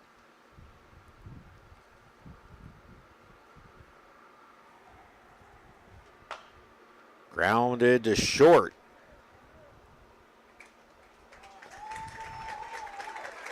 Rowland has it, throws it across, and the Dragons are done in the 8th inning. No runs, a hit, 1 left. The Dragons have stranded just 2 runners through 8. We head to the bottom of the 8th inning. Cowley 6 and Hutchinson 1.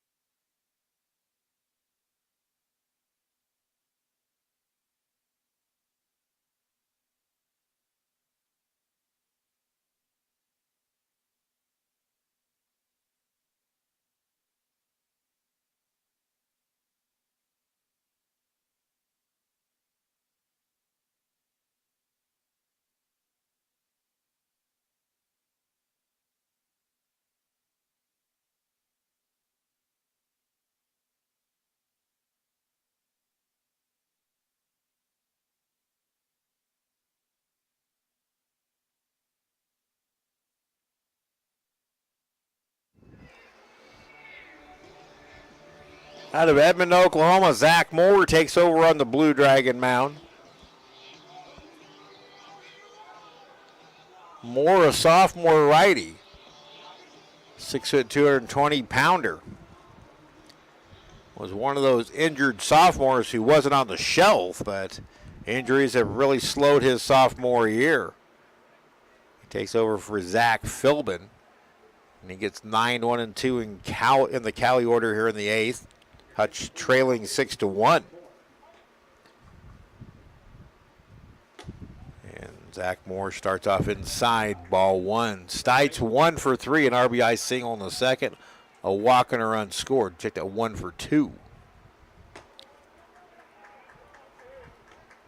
Moore on for the 16th time, 13th in relief, as it's 2-0 now on Stites.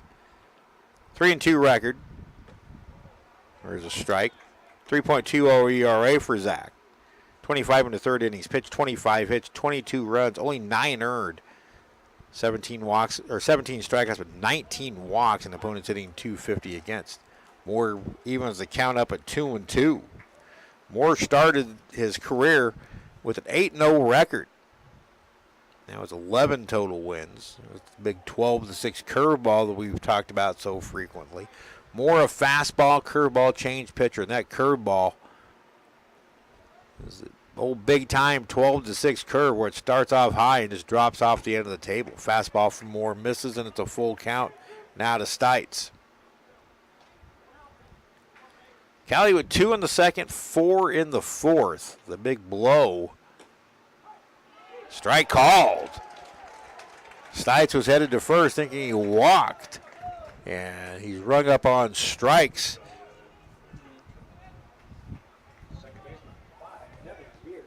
And now it's bases empty, 1 away for Devin Beard, who sees his 5th plate appearance of the night.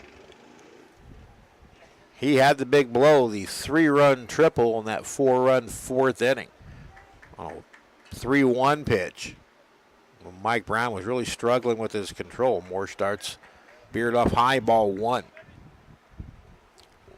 Dragons about hit 7-3. Each team with 2 errors. Cowley stranded 8 to Hutchinson's 2.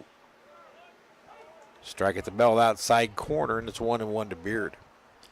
So if things stay like this, we'll be on the air tomorrow at 12:50. Hutchinson would play the loser of Neosho County KCK hanging curveball, and it lands just a foot foul down the left field line.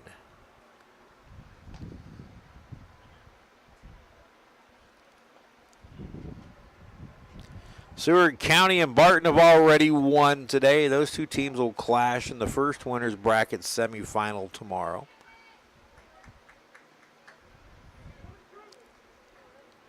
One and 2 the count to Devin Beard.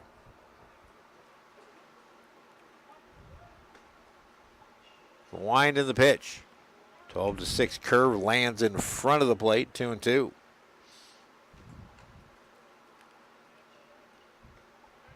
Late in Zach Moore's freshman year, he had a kind of bizarre ailment that put him on the shelf for a few weeks after a spider bite. Don't know if it's a direct relation to that, but he's still battling back. Beard fouls one off, back to the screen, and it stays 2-2. But Zach Moore was a central figure in the preseason weekend rotation plans for Ryan Schmidt and Scott Reller. He's just one of the many Dragon pitchers that injuries have really slowed the progress of. 2-2 pitch. Ground ball to third. Big hop played by Wyatt Divis. Strong throw. Close play, and he beat it out.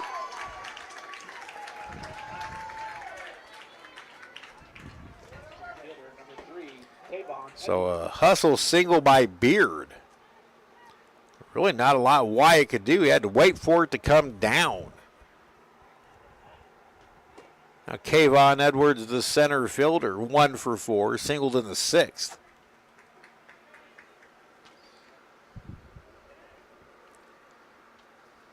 The pitch outside for ball 1-0. Now we're at the stage of the game, if we're looking at that the run rule is now 8 after 7.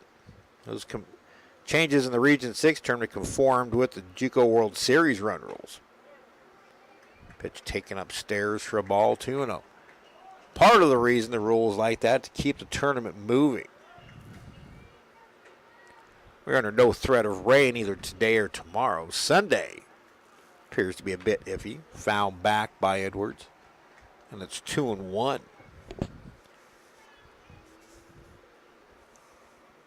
The 2010 World Series was case in point to the run rules. Hutchinson's opening game against Chattanooga State.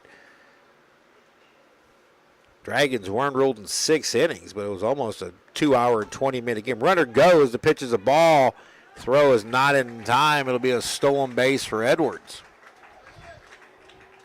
Or for Beard, excuse me.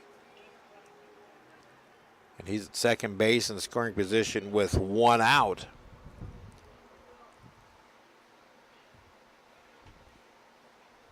Beard swipes base number 11 in 14 attempts. Now 3-1 to Kayvon Edwards. It looks to drive in his 53rd run of the year. Edwards has struck out 48 times.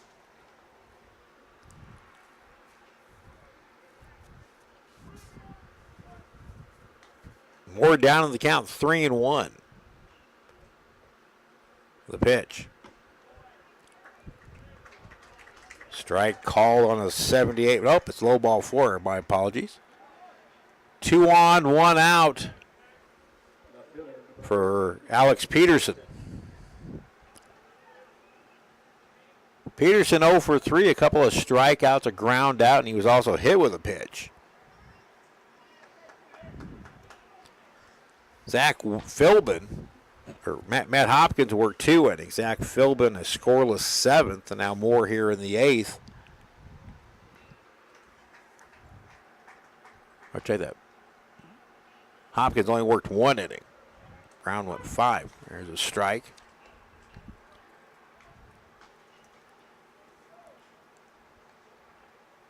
Moore allowed 6 earned runs and 6 hits in 5 innings. Hopkins, 1 hit, no runs. Philbin a perfect 7th.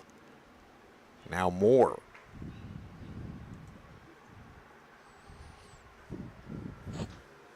Time call momentarily.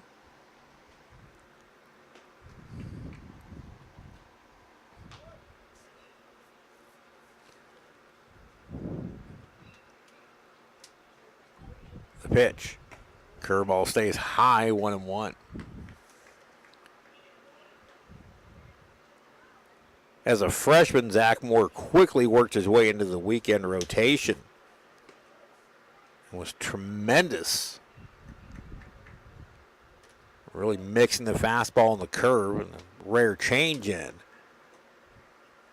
What was it? Dominant pitcher for the Dragons last year. Pitch in the dirt. Good stop by Garrett Stevens, and it's 2-1. In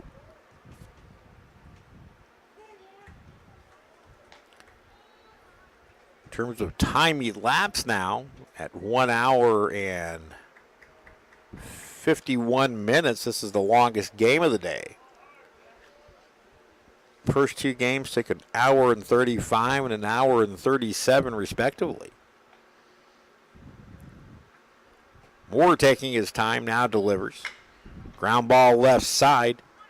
Nedved has it to Sartori for 1 on to first. That's a double play, and the inning is over. Nedved to Sartori to Baxley, an inning ending 6-4-3, and we head to the 9th. Dragons need 5 to stay alive. They trail Cowley 6-1.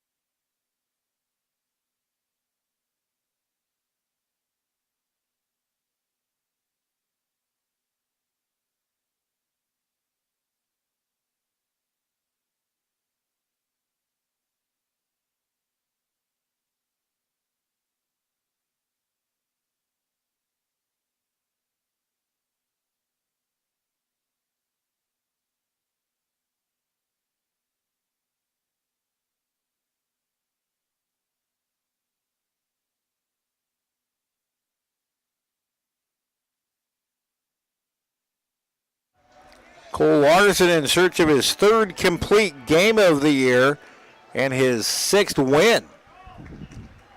He's got the top of the order here in the 9th. Hutchinson down to its final 3 outs. It is Schaefer, Sartori, and Divis. Schaefer's first pitch hacking, and he fouls one off Dalton Dinkle. Shaved today, 0 for 3, struck out his last time up in the 6th. So Dragon bullpen throws 3 scoreless innings. Hopkins, Philbin, and Moore. Ground ball right down the line, fielded by the first baseman, Mason Stites. He wins the race to the bag, and the Dragons are down to their final 2 outs here in this opener. Logan Sartori, the batter. Sartori has grounded to short twice and flown out to left.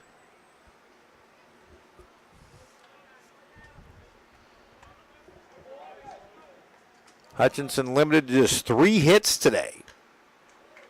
Way out in front of it, Sartori cues a 79-mile-an-hour changeup right off the end of the bat. It was Larson's 91st pitch.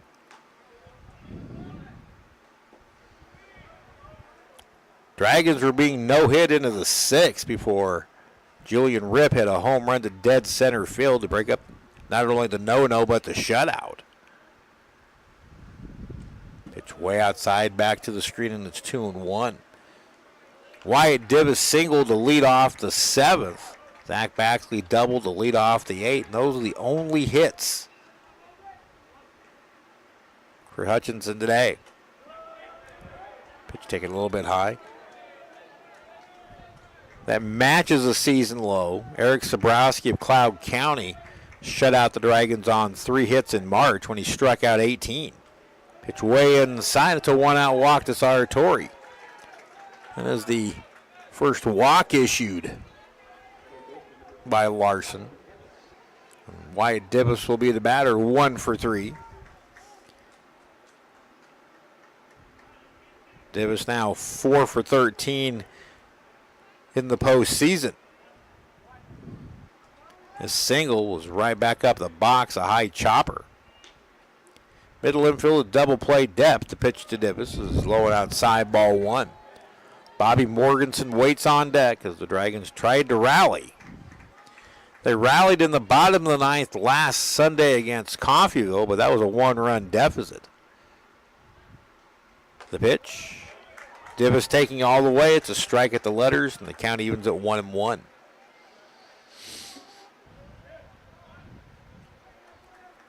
Coming up after this one, Neosho County and KCK, the final game of day number 1.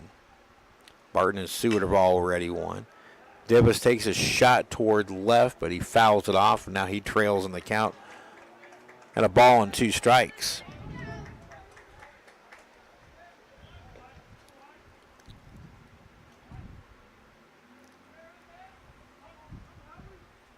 Outfield straight away for Div. Big gap in left center.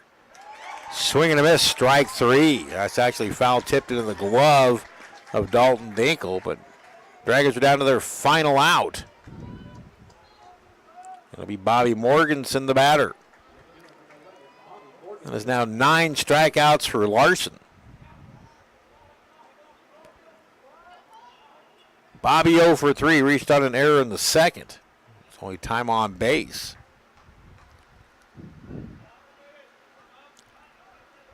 Larson now with 72 strikeouts and 11 walks, an ERA of 0.88. Foul back off the press box.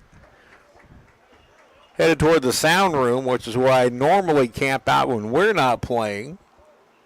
Last year, I actually was great. My left ear was grazed by a ball, and there's still a huge dent in the sound rack in the sound room. Showed Austin and Sebastian that before the game. The pitch. Strike on the outside corner, and the Dragons are down to their final strike. 0-2 to Morganson.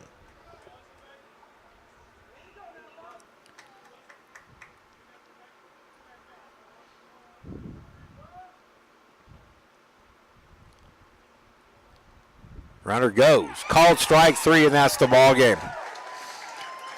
Dragons fall 6-1, and now it is a uphill battle for Hutchinson if they want to return to Grand Junction in 2018. Dragons fall 6-1. We'll wrap it up right after this.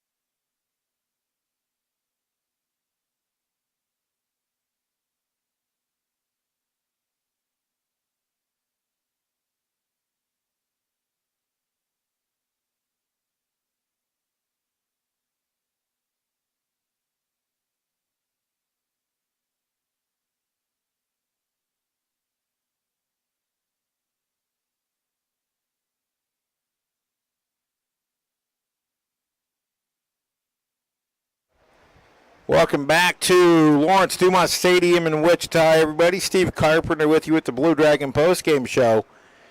Tough start to the 2018 Region 6 Central District Tournament for Hutchinson. They drop a 6-1 decision to top-seeded and number 7 ranked Cowley.